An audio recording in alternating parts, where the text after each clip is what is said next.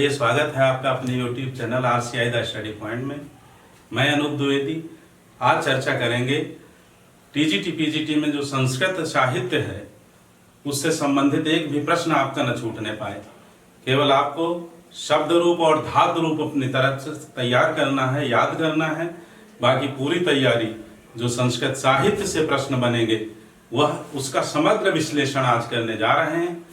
तो आइए, आपके कोर्स में जो प्रमुख नाटककार या कवि हैं वे हैं भास, कालिदास, भवभूति, भारवी, माघदंडी और श्रीहर्ष। पूरा वीडियो का अवलोकन कीजिए और रिवीजन कीजिए, अपनी तैयारी को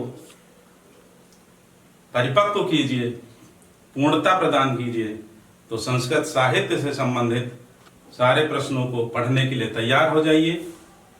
आइए, तो इसमें भास, कालिदास, भवभूति, भारवी, माघदंडी और श्रीहर्ष ये 7 कवि हैं। भास, कालिदास, भवभूति, भारवी, माघदंडी, श्रीहर्ष संस्कृत साहित्य। तो टी गणपत शास्त्री व अधिकांश विद्वान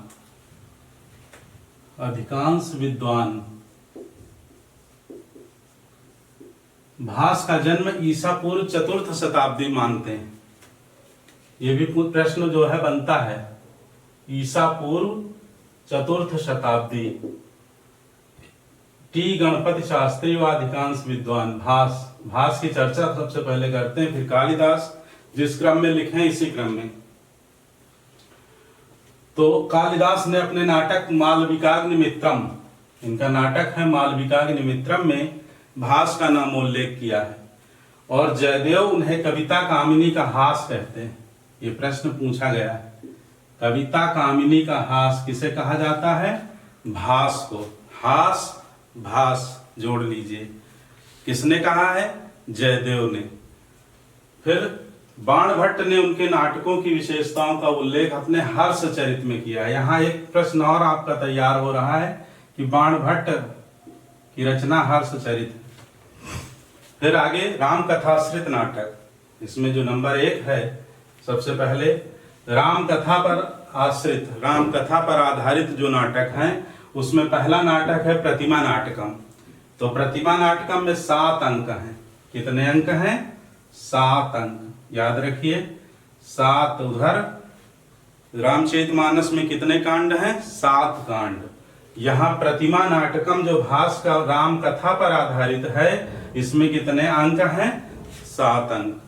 तथा राम वनगमन से अयोध्या आगमन तक की कथा संक्षेप में वर्णित है। राम वनगमन से लेकर के और अयोध्या आगमन तक की कथा। फिर दूसरा है अभिषेक, इसमें 6 अंक हैं। अभिषेक कितने अंक हैं? 6 अंक। 7 अंक और 6 अंक, बस 2 ही राम कथा पर आधारित नाटक हैं, प्रतिमा नाटक और अभिषेक। प्रतिमा नाटक में 7 और इसमें 6। तथा किष्किंधा कांड से युद्ध कांड तक की कथा संक्षेप में वर्णित है। कहां से? किष्किंधा कांड से युद्ध कांड, जिसे तुलसीदास जी लंका कांड कहते हैं। तो किष्किंधा सुंदर और लंका, यहाँ किष्किंधा से युद्ध कांड तक की कथा, यानी 3 कांड 6 अंक, याद रह जाएगा। अभिषेक फिर है अब इसमें अभिषेक किसका होता है? इसमें अभिषेक रावण के भाई विभीषण का होता है। कौन करता है? भगवान श्री राम करते हैं। जाता है राम तिलक ते सारा, जैसे विभीषण आते हैं, राम जी समुद्र का जल मंगा करके राज तिलक करते हैं। तो अभिषेक 6 अंक है। किष्किंधा कांड से युद्ध कांड तक की कथा संक्षेप में वर्णित है। फिर है महाभारत कथा पर आधारित नाटक। पहला इसमें है उर्भंगम। अब नाम से देखिए, जोड़िए। उर्भंगम, उर माने क्या होता है? जांघ, भंग माने तोड़ना। तो जांघ 2 लोग यहाँ तोड़ते हैं, एक भीम तोड़ते हैं घटोत्कच की, और दूसरे भीम ही तोड़ते हैं दुर्योधन की। तो यहाँ घटोत्कच की कथा नहीं है, यहाँ दुर्योधन की जो जांघ लास्ट में महाभारत के अंतिम दिन तोड़ी जाती है उसका वर्णन है उर्भंगम। याद रखिए नाम से ही। और यह एकांकी नाटक है। कैसा नाटक है? एकांकी। भीम द्वारा दुर्योधन की जंघा तोड़ने का वर्णन है इसमें। ये हो गया। आगे दूसरा है दूत वाक्यम। दूसरा क्या है? दूत वाक्यम। पहला है उर्भंगम, उर्भंगम। दूसरा है दूत वाक्यम। उर्भंगम नाम से ही क्लियर है। दूत वाक्यम में भी दूत बन करके जाते हैं। कौन? श्री कृष्ण जी। पांडवों की बात, पांडवों की तरफ से प्रस्ताव लेकर के जाते हैं कि 5 गांव यदि दे दोगे तो पांडव युद्ध नहीं करेंगे, लेकिन दुर्योधन उसके लिए भी राजी नहीं होता है। और फिर आपको पता है महाभारत का युद्ध होता है। तो दूत वाक्यम शांत रस प्रधान एकांकी। कैसा है? शांत रस प्रधान। प्रश्न इस पे बन सकता है कि दूत वाक्यम कैसा? एकांकी है। शांत रस प्रधान, रौद्र रस प्रधान, वीर रस प्रधान, श्रृंगार रस प्रधान। तो इसमें श्री कृष्ण शांति का प्रस्ताव लेकर दुर्योधन के पास जाते हैं और वो मना कर देता है, स्वीकार कर देता है। फिर आगे है पंचरात्रम। देखिए, महाभारत की कथा पर आधारित है। भास का है पंचरात्रम। पहला उर्भंगम, दूसरा दूतवाक्यम, तीसरा पंचरात्रम। नाम से स्पष्ट है 5 रातों का वर्णन है। और 5 रातें कैसी? जब दुर्योधन पांडवों को खोज रहा था, पांडवों को ढूंढ रहा था कि हम अगर खोज लेंगे तो फिर अज्ञात 12 वर्ष का वनवास होगा। तो एकांकी है। पंचरात्रम में 3 अंक हैं। कितने अंक हैं? 3 अंक हैं। ये 3 अंक का नाटक है। 3 अंक। और दुर्योधन 5 दिन तक पांडवों की खोज करता है। इसमें इसी कथा का वर्णन है। ठीक है। फिर है दूत घटोत्कच। दूत घटोत्कच। अब देखो, नाम से ही समझ लीजिए इसे। घटोत्कच दूत बन करके जाता है किसके पास? धृतराष्ट्र के पास जाता है। और यह एकांकी है। घटोत्कच दूत बनकर धृतराष्ट्र के पास जाता है। इसी कथा का वर्णन इस नाटक में किया है। 3 अंक इसमें है। 1 अंक है इसमें दूत घटोत्कच में। और अगला नाटक है कर्णभार। कर्णभार। कर्णभार भी देखिए, कर्ण अपने कवच कुंडल, जो जन्मजात उन्हें मिले थे, कवच कुंडल जो ब्राह्मण के भेष में इंद्र आते हैं, मांगते हैं भिक्षा के रूप में। और कर्ण के लिए तो आप जानते हैं दानवीर कर्ण था। तो कर्ण द्वारा इंद्र को अपने कवच कुंडल, कैसे इंद्र थे? इंद्र अपने स्वरूप में नहीं थे। ब्राह्मण वेशधारी इंद्र को कवच और कुंडल दान करते हैं। उस कथा का वर्णन इस एकांकी में, 1 अंक के नाटक में है। कर्णभार। कर्णभार। भास, कर्णभार। भास मध्यम व्यायोग। इंपॉर्टेंट है, पूछा गया। मध्यम व्यायोग यह भी क्या है? एकांकी है। और भीम द्वारा घटोत्कच से एक ब्राह्मण पुत्र की रक्षा का वर्णन है। मध्यम व्यायोग में भीम द्वारा घटोत्कच से एक ब्राह्मण पुत्र की रक्षा का वर्णन इस कथा में किया गया है। फिर है बाल चरित्र। यह 5 अंक का नाटक है। बाल चरित्र किसका है? या तो राम का है या कृष्ण का है। तो आप स्वाभाविक रूप से आप समझ गए होंगे, यह महाभारत पर आधारित नाटक है। इसलिए भगवान श्री कृष्ण के जन्म से लेकर और महापरिनिर्वाण तक, इस परलोक गमन तक की कथा का वर्णन है। ये 5 अंकों में वर्णित है। कितने अंकों में? 5 अंकों में श्री कृष्ण के जन्म से लेकर के और निर्वाण तक की कथा। फिर लोक कथाश्रित नाटक है इनके 2। और इसमें प्रतिज्ञा योगंधरायणम, प्रतिज्ञा योगंधरायणम, इसमें 4 अंक हैं। कितने अंक हैं? 4। तथा योगंधरायण की प्रतिज्ञा का वर्णन है। योगंधरायण की प्रतिज्ञा का वर्णन इसमें है। दूसरा है स्वप्न वासोदत्तम। और इससे इन्हें विशेष ख्याति मिली। बहुत ही प्रसिद्ध नाटक हुआ। लव स्टोरी है ना इसमें, इसलिए सर्वाधिक प्रसिद्ध नाटक है। इसमें 6 अंक हैं। इधर 6 अंक किसमें है? अभिषेक में, जो राम कथाश्रित है। इधर लोक कथाश्रित नाटक है। इसमें भी 6 अंक है। तथा उदयन और वासोदत्ता के विछोह तथा पुनर्मिलन की कथा है। पुनर्मिलन और विछोह दोनों कथाएं इसमें हैं। भास के कथा नाटक, जो इस पे प्रश्न बन सकते हैं, 2 पॉइंट देखिए। भास के नाटक कथोपकथन की दृष्टि से सफल है। किस दृष्टि से? कथोपकथन की दृष्टि से। और दूसरा इनका प्रश्न ये पूछा जाता है कि भास अपने जीवन काल में कौन सा नाटक पूर्ण नहीं कर पाए? तो चारुदत्तम। चारुदत्तम इनका नाटक है, जिसे यह अपने जीवन काल में पूर्ण नहीं कर पाए। जैसे मंगलसूत्र उपन्यास प्रेमचंद्र का अधूरा रह गया था। अब देखिए और प्रश्न इस पर जो बन सकते हैं संभावित भास के पर आधारित। जैसे इसमें मध्यम व्यायोग में मध्यम शब्द किसके लिए प्रयुक्त हुआ है? मध्यम व्यायोग नाटक में मध्यम शब्द किसके लिए प्रयुक्त हुआ? तो ये है भीम के लिए। किसके लिए? भीम के लिए। दूसरा प्रश्न इस तरह से बनता है, इसमें बन सकता है कि उर्भंगम, इसमें से कौन सा नाटक एकांकी नहीं है? उर्भंगम, दूत घटोत्कच, कर्णभार, बाल चरित्र। तो उत्तर आपका क्या होगा? बाल चरित्र। ठीक है, तो जो संभावित प्रश्न इस पर बन सकते थे। और जैसे कविता कामिनी का भास को किसने कहा? तो जयदेव ने कहा है। और किस शताब्दी में इनका जन्म हुआ? ईसा पूर्व 4th शताब्दी में। और इस तरह से भास पर आधारित जितने प्रश्न बन सकते थे वो आपके समक्ष ये रहे। ठीक, आइए कालिदास को पढ़ते हैं। कालिदास के जन्म के संबंध में मतभेद है। कीथ महोदय ने 375 ईस्वी से 413 ईस्वी तक इनका जन्म मानते हैं। तो वहीं मैक्स मूलर और फर्गुसन 6वीं शताब्दी स्वीकार करते हैं। विक्रमादित्य की राजसभा के कवि के रूप में 57 ईसा पूर्व भारतीय विद्वानों की मान्यता है कि 57 ईसा पूर्व इनका जन्म हुआ था। ये विक्रमादित्य के राज्यसभा के कवि थे। तो 57 ईसा पूर्व से लेकर के और 4वीं शताब्दी तक, 6वीं शताब्दी तक विद्वानों का मत है। तो जन्म के संबंध में मतभेद उसे छोड़ते हैं। फिर अगला देखिए, महाकाव्य इनका है कुमार संभव। कुमार संभव, 2 महाकाव्य इन्होंने लिखे हैं, कुमार संभव और रघुवंशम। रघुवंशम इनका अंतिम महाकाव्य है। कुमार संभव, रघुवंशम और मेघदूतम जो गीत काव्य है, तीनों लघुत्रयी में आते हैं। किसमें आते हैं? लघुत्रयी में इनकी गणना की जाती है। तो महाकाव्य कुमार संभव 17 सर्गों में इसकी कथा है। कितने सर्गों में? 17 सर्गों में। और इसमें कुमार संभव भगवान शिव तप में लीन थे। तारकासुर का आतंक बढ़ा हुआ था, तारकासुर दैत्य।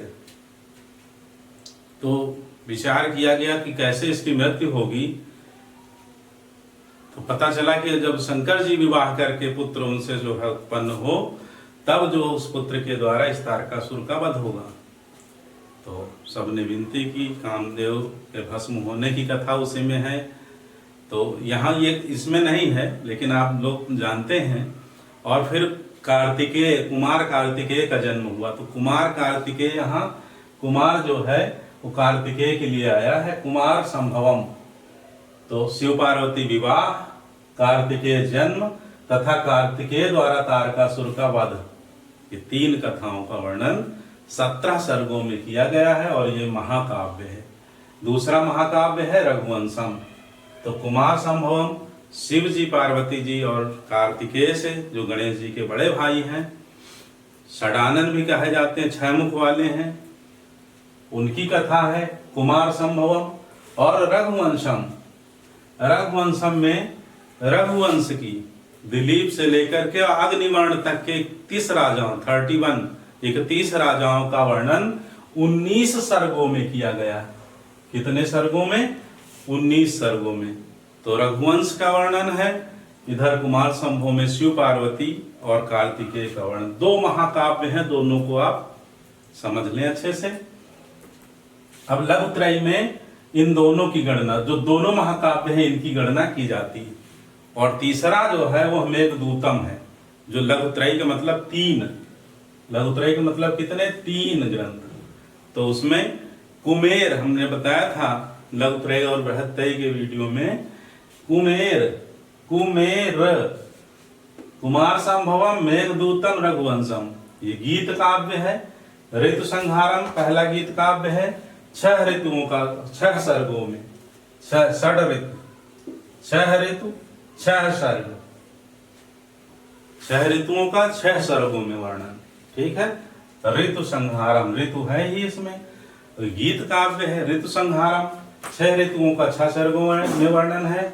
अगला है मेघदूतम, और ये बहुत प्रसिद्ध है क्योंकि इसमें भी प्रेम कथा वर्णित है। यक्ष और यक्षिणी के विरह की कथा वर्णित है, और यह 2 खंडों में विभक्त है, पूर्व मेघ उत्तर मेघ। तो इसमें अलकापुरी निवासी कुबेर जो यक्ष है अपनी वियुक्त प्रिया यक्षिणी को रामगिर पर्वत से संदेश भेजता है। एक पूरा जो है यहाँ तक लाइन आप इसमें पढ़ सकते हैं। पूर्व मेघ उत्तर मेघ 2 मेघ, नायक यक्ष, उपजीव्य ग्रंथ इसका है वाल्मीकि रामायण, और नायिका है यक्षिणी। अब आइए इधर नाटक देखते हैं। तो नाटक इनके कुल मिलाकर 3 है, मालविकाग्निमित्रम, विक्रमोर्वशीयम और अभिज्ञान शाकुंतलम। और यह सबसे सर्वाधिक प्रसिद्ध नाटक है अभिज्ञान शाकुंतलम। तो मालविकाग्निमित्रम 5 अंकों में वर्णित है, और इसमें अग्निवर्ण तथा मालविका, नायक अग्निवर्ण है और नायिका मालविका है। इनकी प्रणय कथा का, प्रेम कथा का वर्णन है। ठीक है। मालविकाग्निमित्रम, अग्निमित्र देखिए अग्निवर्ण नाम है इनका, और मालविका प्रणय कथा। विक्रमोर्वशीयम तो पुरुरवा, यहाँ विक्रमोर्वशीयम 5 अंकों में विभक्त भी है, यह 5 अंकों में है, यह भी 5 अंकों में है। दोनों नाटक 5 अंक में है, और जो सर्वाधिक प्रसिद्ध है अभिज्ञान शाकुंतलम, यह 7 अंकों में है। तो तीनों के अंक याद रखिए, दोनों 2 नाटक 5-5 अंक के, तीसरा नाटक 7 अंक का, 3 मात्र नाटक लिखे हैं, मालविकाग्निमित्रम, विक्रमोर्वशीयम और अभिज्ञान शाकुंतलम। तो इसमें नायक दुष्यंत है और नायिका शकुंतला है। उपजीवी ग्रंथ है महाभारत का आदि पर्व, कभी कभी पूछ लिया जाता है, हमने इसको भी यहाँ इसलिए लिख दिया है।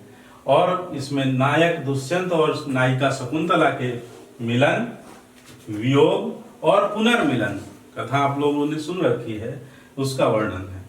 अब आगे जो बनता है प्रश्न कि उपमा के लिए कौन जाना जाता है, तो उपमा कालिदास से भारवे अर्थ गौरवम दंडिनः पदलादित्रम आघे संत त्रयो गुणा। तो उपमा कालिदास से, उपमा के लिए कालिदास जाने जाते हैं। उपमा के लिए कौन प्रसिद्ध है? कालिदास, याद रखिए इसको। फिर बस ये कुछ पॉइंट हो गए, और इसके बाद अगले कवि हैं भवभूति।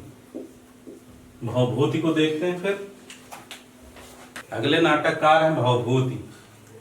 भवभूति यशोवर्मा के आश्रय में रहते थे, और इसका उल्लेख कल्हड़ ने अपनी राज तरंगिणी में किया है। ये विदर्भ देश में स्थित पद्मपुर के निवासी थे, और 7वीं शताब्दी में इनका जन्म माना जाता है, ऐसा विद्वानों का मत है। इनका प्रारंभिक नाम श्रीकंठ था, याद रखिए। भवभूति का प्रारंभिक नाम श्रीकंठ था, और भारवी का प्रारंभिक नाम दामोदर था। अभी तक आपने प्रारंभिक नाम नहीं, जितने भी पढ़ा है, भास, कालिदास, इनके प्रारंभिक नाम नहीं, भवभूति और भारवी के प्रारंभिक नाम देखिए। भवभूति का श्रीकंठ और भारवी का दामोदर, याद रखिए। 2 कवियों को एक साथ देख रहे हैं।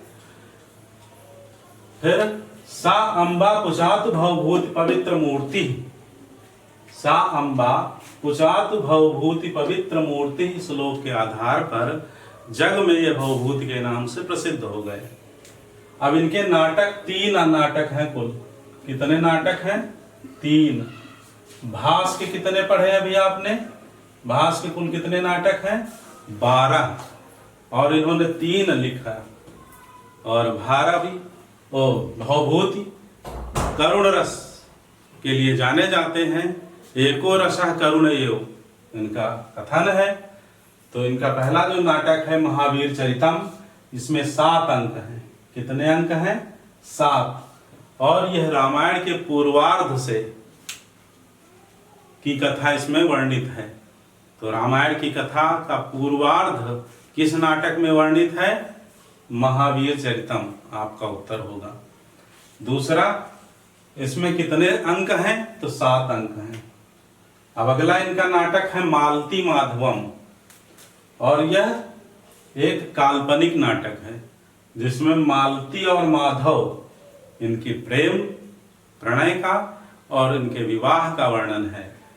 तो यह 10 अंकों का नाटक है और गद्य पद्य में लिखा गया है। ठीक है, यह एक काल्पनिक कथा है। फिर अगला जो जिसके लिए जग प्रसिद्ध हुए उत्तर रामचरितम।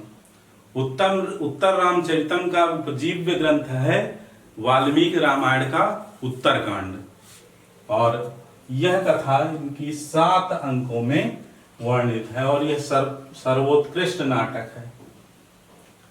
इस नाटक से ही इनको सबसे ज्यादा प्रसिद्धि मिली भवभूति को। भवभूति को जाना जाता है तो उत्तर रामचरितम से जाना जाता है। फिर इनका प्रधान रस क्या है? करुण रस है। अब प्रश्न ये बनता है कि छाया अंक किस नाटक में है? तो छाया अंक भवभूति के उत्तर रामचरितम नाटक में है। दूसरा ये प्रश्न बनता है कि छाया अंक किस अंक से संबंधित है? जैसे इसमें 7 अंक हैं, ये प्रश्न पीजीटी में पूछा गया है कि छाया अंक का संबंध उत्तर रामचरितम के किस अंक से है? तो आपका उत्तर होगा तीसरे अंक से। यहां नहीं लिखा है, आप जान लीजिए तीसरे अंक से।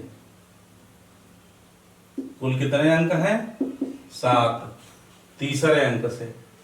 और प्रश्न अगला इस तरह से भी बनता है, पूछा गया है कि गर्भ नाटक की कल्पना किस कवि ने की है? तो गर्भ नाटक की कल्पना उसी छायांक को कहा जाता है। गर्भ नाटक की कल्पना भवभूत ने की है और किसमें? उत्तर रामचरितम में। अगला प्रश्न है गर्भांक किस नाटक में है? गर्भांक, तो इसका भी उत्तर होगा नाटक का नाम क्या? उत्तर रामचरितम। फिर यह पंक्ति पुटपाक प्रतीकाशो रामस्य करुणो रसः किस कवि की पंक्ति है? पूछा जाता है। पुटपाक प्रतीकाशो रामस्य करुणो रसः, तो जहां करुणो रसः की बात हो वहां आप भवभूति को लगाएंगे। एको एव करुणो रसः। फिर ये तो रहा भवभूति का पूरा, 3 नाटकों में प्रसिद्ध हो गए। फिर भारवी 6वीं शताब्दी में इनका जन्म माना जाता है। इनके बचपन का नाम दामोदर था और यह विष्णुवर्धन के सभा पंडित थे। इनकी रचना जो है एक महाकाव्य इन्होंने लिखा और भारवी छा गए। भारवे अर्थ गौरवम, इनके काव्य के लिए कहा जाता है कि जैसे नारियल ऊपर से कठोर होता है, अंदर से मुलायम होता है, अगर कठोर छिलका हटा दिया जाए तो अंदर की मधुरता, अंदर का रस प्राप्त हो जाता है। ऐसे ही इनके अर्थ को जो समझ ले, भारवे अर्थ गौरवम, उपमा कालिदासस्य भारवे अर्थ गौरवम दंडिनः पदलालित्यम भारवे अर्थ गौरवम अमाघे संत त्रयो गुणा। तो भारवी अर्थ गौरव के लिए जाने जाते हैं, अर्थात अर्थ यदि समझ में आ जाए तो फिर आनंद आ जाता है। अब ये महाकाव्य 18 सर्गों में विभक्त है। 18 सर्गों में कथा वर्णित है और इसका उपजीव्य ग्रंथ है महाभारत का वन पर्व। और किरातार्जुनीयम को बृहत्रयी में माना जाता है, बृहत्रयी का प्रमुख ग्रंथ माना जाता है। 5म सर्ग में हिमालय व कैलाश की शोभा है और इसका प्रारंभ, इस ग्रंथ का प्रारंभ, इस महाकाव्य का प्रारंभ श्री शब्द से हुआ। कभी ये प्रश्न बना है, पूछा गया है कि किस ग्रंथ का प्रारंभ श्री शब्द और समापन लक्ष्मी शब्द से किया गया है? तो आपका उत्तर होगा किरातार्जुनीयम। किरात यहाँ भगवान शिव बन करके आए, युद्ध भी अर्जुन से हुआ है, बाद में आशीर्वाद भी दिया है, प्रसन्न होकर के पाशुपत अस्त्र प्रदान किया है अर्जुन को। जो अर्जुन के पास पाशुपत अस्त्र था वह भगवान शिव का दिया हुआ है। तो अर्जुन द्वारा तप कर शिव जी को प्रसन्न करके पाशुपत अस्त्र प्राप्त करने की कथा है। इसके प्रथम 3 सर्गों को पाषाण त्रय कहा जाता है। प्रथम 3 सर्गों को पाषाण त्रय कहा जाता है। यह संस्कृत महाकाव्य की बृहत्रयी में आता है। भारवी अर्थ गौरव के लिए प्रसिद्ध है और उपजीव ग्रंथ है महाभारत का वन पर्व। अगला देखते हैं फिर माघ को। अगले संस्कृत विद्वान दंडी, इनका जन्म 6वीं शताब्दी से लेकर 9वीं शताब्दी तक माना जाता है और यह इनकी उपाधि थी दंडी। इनका वास्तविक नाम अज्ञात है, पता नहीं है अभी तक। और इनके पिता वीर दत्त पिता का नाम पूछा गया है पीजीटी 2011 में, और माता का नाम गौरी था। पिता का नाम वीरदत्त और माता का नाम गौरी। अब इनकी रचनाएं देखिए, 3 रचनाएं हैं। काव्य दर्शनम, काव्यादर्श जो लक्षण ग्रंथ है, इसमें 35 अलंकारों का वर्णन किया गया है। दूसरा है अवंत सुंदरी। अवंत सुंदरी में दंडी ने अपने जीवन चरित्र का वर्णन किया है। और तीसरा इनका है 10 कुमार चरितम, जिसके लिए दंडी जाने जाते हैं, यानी कि ख्याति का को देने वाला ग्रंथ कौन सा है? 10 कुमार चरितम। दंडी 10 कुमार, 10 कुमार दंडी, जैसे भी आप याद करें। इसमें 10 राजकुमारों का कौतूहलपूर्ण और रोमांचक वर्णन किया गया है। यह 8 उच्छ्वासों में विभक्त है। कितने उच्छ्वासों में? 8 उच्छ्वासों में पूछा गया है। ये महत्वपूर्ण है। इसके 3 भाग हैं, पूर्व पीठिका, 10 कुमार चरितम, उत्तर पीठिका।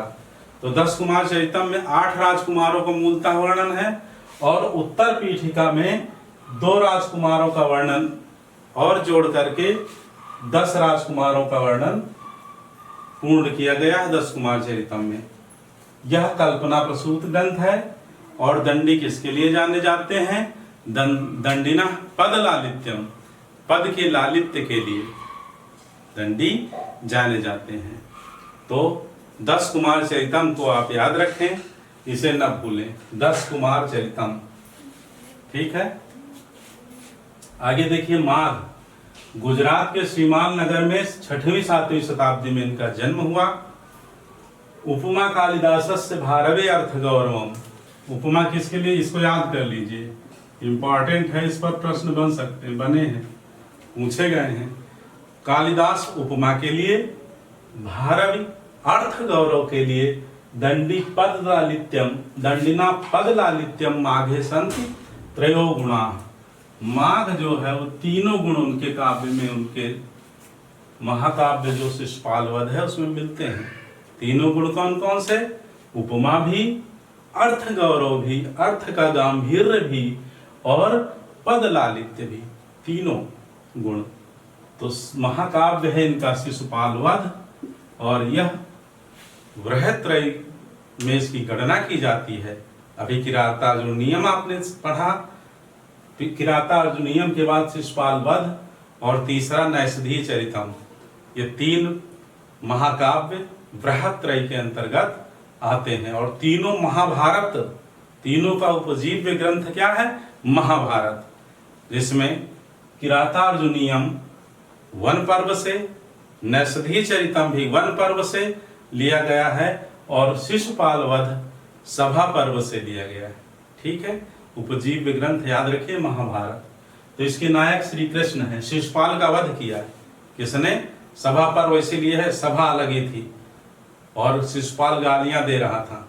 भगवान श्री कृष्ण ने 100 गाली माफ कर दिया था उसकी माँ के कहने पर, और कहा कि जब 100वीं गाली पूरी हो जाएगी उसके बाद इसका वध कर देंगे। तो भगवान श्री कृष्ण ने अपने चक्र सुदर्शन से शिशुपाल का सिर कलम कर दिया था, काट दिया था।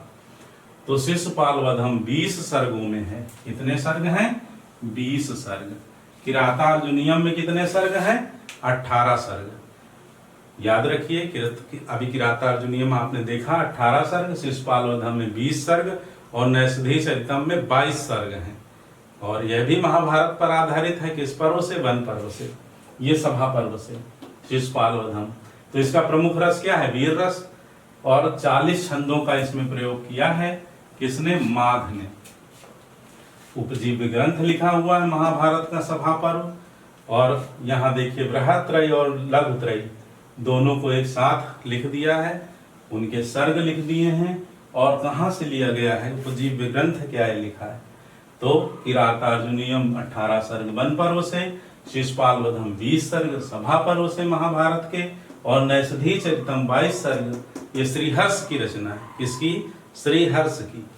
तो नैषधीय चरितम 22 सर्ग वन पर्व से, और ये तीनों का उपजीव्य ग्रंथ महाभारत है। फिर लघुत्रयी में तीनों रचनाएं आप देख रहे हैं। महाकाव्य 2 हैं, कुमार संभवम और रघुवंशम, और मेघदूतम क्या है? गीत काव्य है। तो ये तीनों रचनाएं किसकी हैं? कालिदास की। तो लघुत्रयी में किसके ग्रंथ आते हैं? कालिदास के। कालिदास कौन कौन?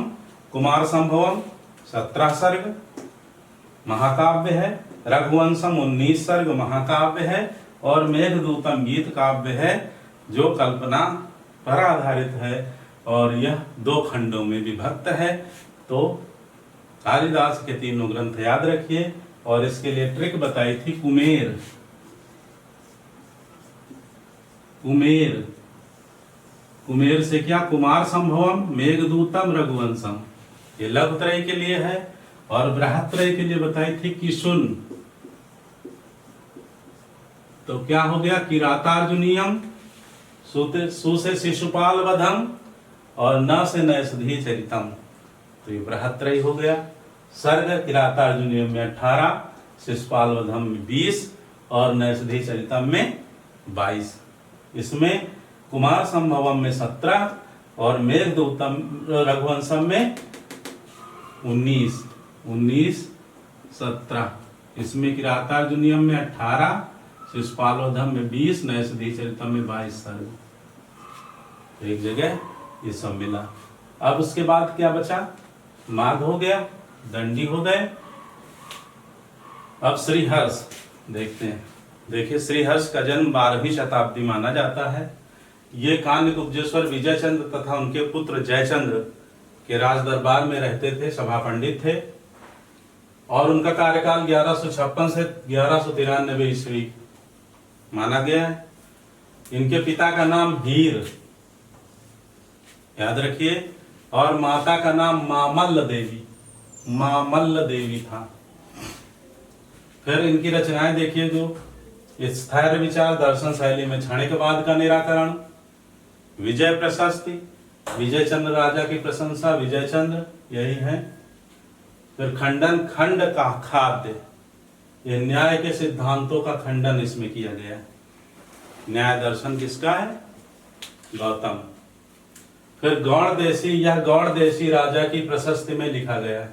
गौड़देशी, सीधी सी बात है, गौड़देशी राजाओं की छंद प्रशस्ति, यह एक प्रशस्ति काव्य है, राजाओं की प्रशंसा में जो लिखा जाता है। अर्णव वर्णनम पूछा जाता है, इसमें किसका वर्णन किया गया है? तो क्या उत्तर होगा आपका? समुद्र का वर्णन। समुद्र वर्णन का लघु काव्य है ये। फिर शिवशक्ति सिद्धि, तंत्र शास्त्र के सिद्धांतों से संबंधित, और इसका निरूपण किया गया है। फिर 9 सहस्रांक चरितम, यह एक चंपू ग्रंथ है। चंपू का तात्पर्य समझते हैं? गद्य और पद्य मिश्रित रचना चंपू काव्य कहलाती है। यह भोजराज के पिता सिंधुराज की यशोगाथा का इसमें वर्णन किया गया है। और इनकी ख्याति का जो आधार ग्रंथ है, महाकाव्य है श्रीहर्ष का, वह नैषधीय चरितम है, जिसे बृहत्त्रयी में स्थान प्राप्त है।